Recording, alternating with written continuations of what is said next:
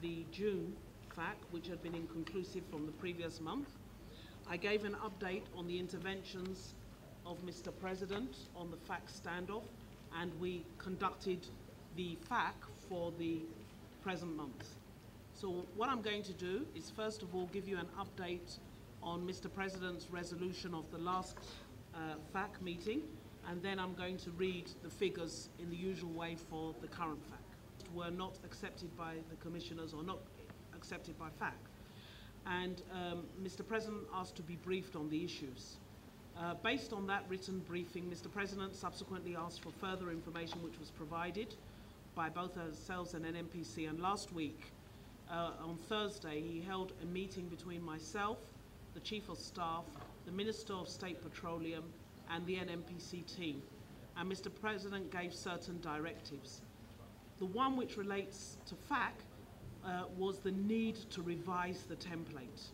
It was accepted that the reporting template between NNPC and the Federation account was not fit for purpose and was not providing the right level of assurance around the figures. And so Mr. President has directed that a new template be generated jointly between the Ministry of Finance, the Office of the Accountant General, NNPC and RAMFAC.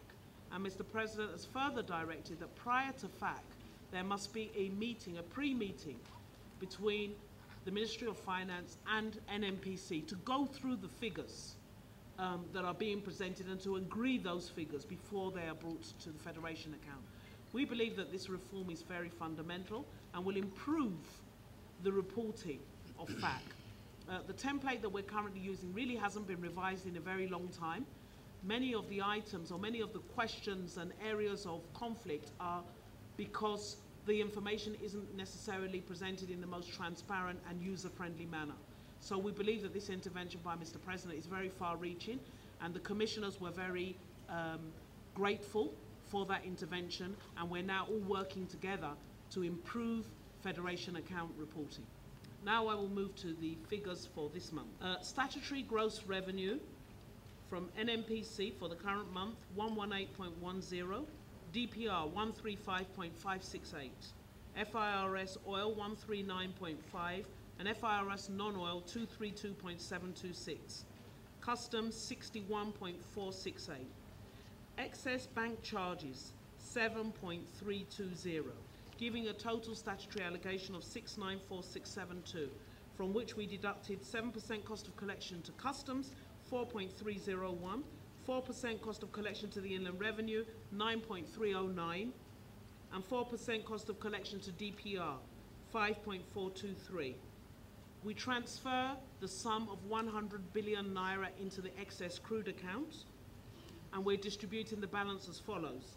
Federal government 283,540, state governments 143,815, local governments 110,876, derivation 37.408. VAT 85.343, less the cost of collection 3.414, gives a net VAT distribution of 81.929, and that's distributed federal government 12.289, state governments 40.965, local governments 28.675. And then we distributed from the Forex equalization the sum of 41.848. So the total amount today distributable is 821,863,000,000 naira only, with 100 billion being transferred to the excess crude account.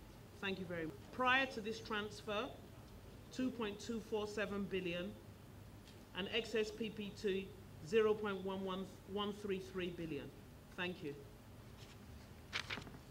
We should have some agreement as to what that template will look like.